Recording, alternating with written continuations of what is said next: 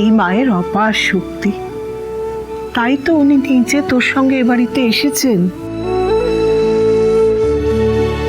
আমার মনে হয় শুভ ঠিকই বলেছে।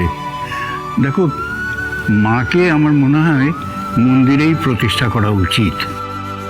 আমার কি মনে হয় জানিস, এরকম একটা অচেনা মূর্তি তুলে আনা ঠিক হয়নি।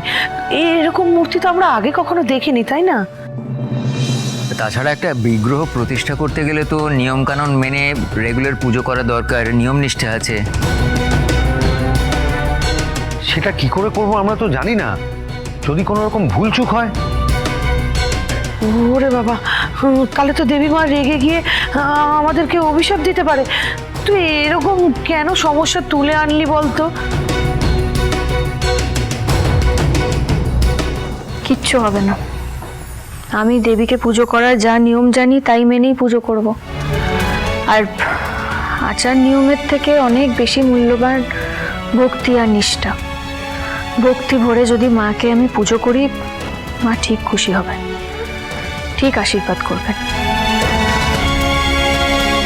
আর তারপর না হয় আমি খুঁজে বের করব যে মা আসলে কে, কেনই বা আমার সঙ্গে এই বাড়িতে এলেন। আচ্ছা, সামনেই তো শুভর মেয়ের নামকরণের অনুষ্ঠান করবে বলছিলে, তাহলে সেদিনই যদি দেবীর প্রতিষ্ঠা করি বাড়িতে, তার আগে মূর্তিটা কোন দেবী সেটা খুঁজে বের করুক।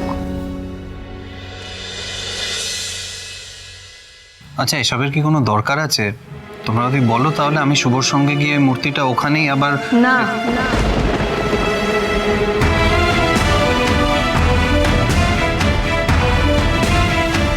একদম না। মা নিজে আমার সঙ্গেই বাড়িতে এসেছেন। পরপর এই বাড়িতে আমার সঙ্গে অনেক অশুভ ঘটনা ঘটেছে। আমি নিশ্চিত মায়ের আশীর্বাদে সেই অশুভ শক্তির ছায়া কেটে যাবে, আর মা নিজে আমাকে আর আমার পরিবারের সকলকে আগলে রাখবেন।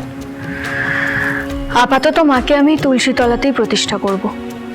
এসো সবাই। হ্যাঁ, সেই ভালো, সেই ভালো।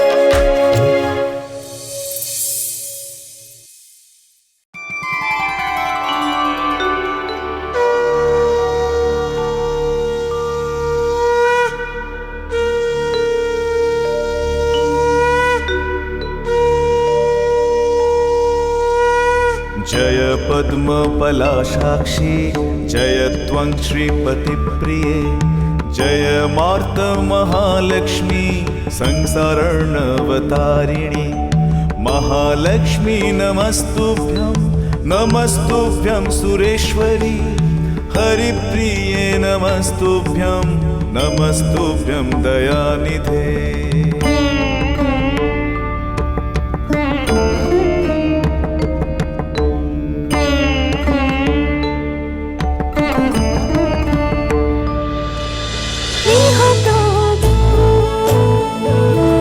গৃহপ্রবেশ সোম থেকে রবি রাত 10টায় স্টার জলসায় ও জিও হটস্টারে।